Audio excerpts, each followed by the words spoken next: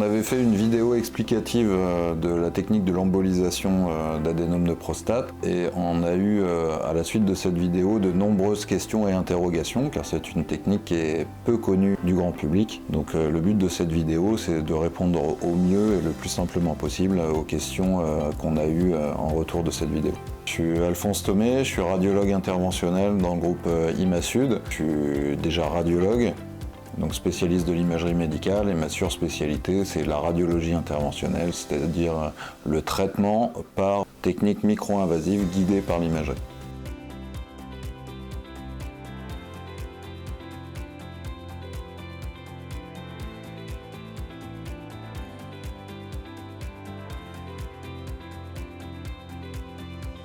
L'embolisation de prostate, c'est une technique qui est maintenant assez ancienne, donc assez éprouvée, ça a quand même plus de 15 ans maintenant. On peut s'attendre à des résultats qui sont quand même assez fiables et assez évalués par les nombreuses études. En gros, l'efficacité de l'embolisation de prostate sur les symptômes qui sont évalués par ce qu'on appelle le score IPSS. Le score de qualité de vie prostatique sont d'environ 80 à 90%.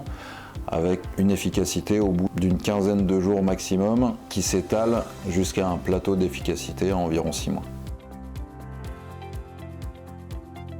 Alors comme toute intervention sur la prostate, que ce soit la chirurgie ou l'embolisation, l'hypertrophie prostatique c'est une tumeur bénigne qui pousse. Donc comme toute intervention, que ce soit l'embolisation ou la chirurgie, il y a bien sûr un risque de récidive. Certains patients vont nécessiter seulement un traitement médical.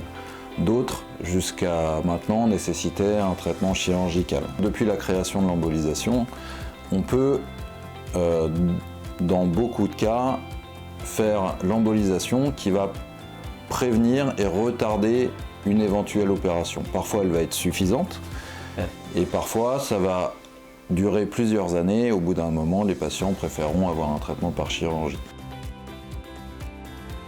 Alors l'avantage de l'embolisation, c'est que c'est une technique qui est micro-invasive, c'est-à-dire qu'il n'y a pas de cicatrice, on ne va pas toucher à l'anatomie, on passe seulement par les artères, donc on ne va pas toucher du tout à l'anatomie de la prostate.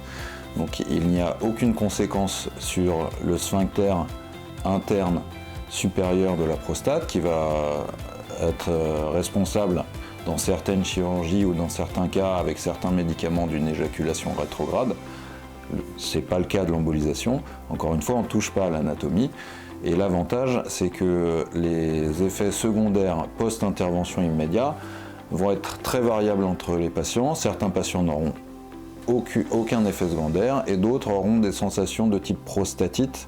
Et les premières améliorations apparaîtront au bout de 5 jours en général.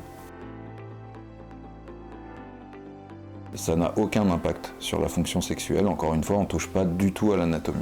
On ne va pas rentrer dans le pelvis du patient. Vraiment, tout le geste se fait à travers les artères. Donc, il n'y a pas de risque au niveau des fonctions sexuelles. Alors, si les patients ont des troubles sexuels en amont, avant l'embolisation, malheureusement, l'embolisation ne va pas avoir d'impact là-dessus. Mais par contre, chez les patients qui ont une éjaculation rétrograde parce que l'hypertrophie est trop importante, on peut avoir une amélioration. Certains patients déclarent avoir une qualité de vie sexuelle améliorée après l'embolisation, tout simplement parce qu'on a libéré l'espace au niveau de l'urètre en dégonflant la prostate et que du coup ils ont une satisfaction meilleure. Ça nécessite un temps d'hospitalisation qui est très court. On peut le faire en ambulatoire, vous rentrez le matin, vous sortez le soir, ou alors avec une nuit d'hospitalisation pour avoir une surveillance chez les patients plus fragiles ou alors ceux qui souhaitent rester tranquillement à l'hôpital et être surveillés. L'embolisation se fait en accompagnement avec l'urologue ou le médecin traitant qui en général avait prescrit en amont un traitement contre l'hypertrophie bénigne de prostate. Ce traitement ne doit pas être arrêté sans avis du médecin prescripteur. En général, le patient sera vu par le radiologue à 1 mois après l'embolisation et on discutera en fonction de l'amélioration du patient si on décide avec le médecin traitant ou l'urologue éventuellement d'arrêter ou de diminuer le traitement contre l'hypertrophie. C'est un traitement qui est vraiment micro-invasif, donc l'avantage est que la reprise d'une activité physique est quasiment immédiate. Tout dépend de la gêne par cet effet d'irritation prostatique engendrée par l'embolisation pendant les 5 premiers jours. Mais les patients qui n'ont aucun symptôme reprennent une activité physique quasiment immédiate. À part un inconfort dans les premiers jours, non, il y a très peu d'effets secondaires. Il peut y avoir bien sûr des petites douleurs au point de ponction, il peut y avoir des petits ganglions au point de ponction dans les premiers jours, mais pas d'effets secondaires significatifs. On va déjà faire une évaluation de la gêne, qui a sûrement été faite en amont, mais ça nous permet d'avoir un suivi pour après. Donc on va faire ce qu'on appelle le score IPSS. C'est le score de qualité de vie prostatique. On évalue la faisabilité et la bonne indication de l'embolisation de prostate avec l'angioscanner des artères prostatiques et avec l'IRM pour vérifier que la prostate fait plus de 50 cm3, parce qu'en dessous de 50 cm3, l'embolisation a beaucoup moins d'efficacité. Plus la prostate sera grosse, et finalement plus l'embolisation sera efficace. Et on élimine un éventuel cancer, et après on programme directement l'embolisation. Il n'y a pas besoin de revoir l'urologue après notre première consultation. Après l'embolisation, on va revoir les patients à 1 mois et on refera ce score IPSS. Et ça nous donne une évaluation plus objective que l'interrogatoire seul. Et on a une nette amélioration du score IPSS parce qu'on le divise quasiment par 3 dès le premier mois. On réévalue le volume de la prostate par une échographie, etc. Et on reverra le patient à 6 mois après l'embolisation avec une nouvelle IRM de contrôle.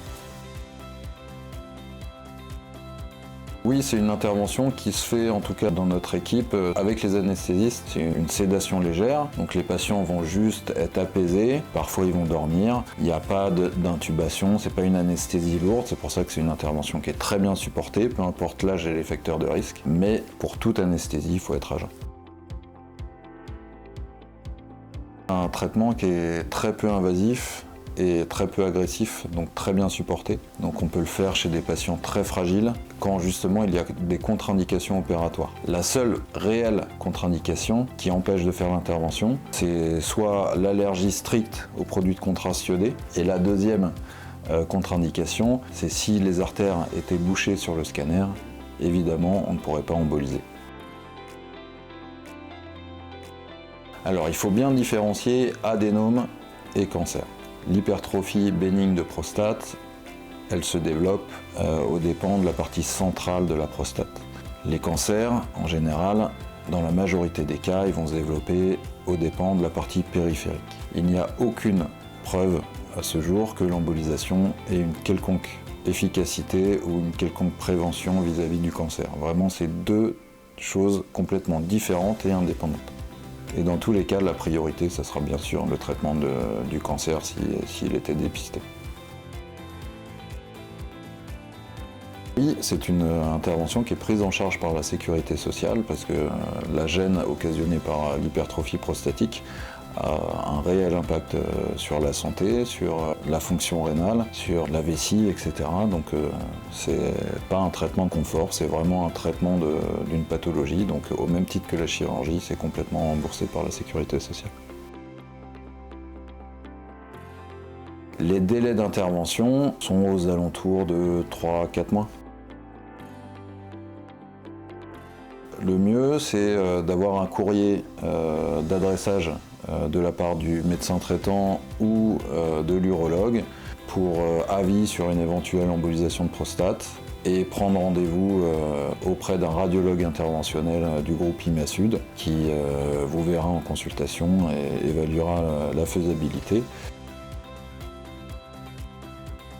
L'embolisation est un traitement qui est vraiment micro-invasif, très bien supporté, qui peut se faire chez tout type de patients, à la fois les patients âgés contre-indiqués à la chirurgie, mais surtout chez les patients jeunes, gênés par la prostate, encore actifs, qui ont envie d'un traitement efficace, peu invalidant sur la qualité de vie et dont l'arrêt de travail sera le plus faible possible. Donc je pense que c'est une très bonne alternative dans ces cas-là.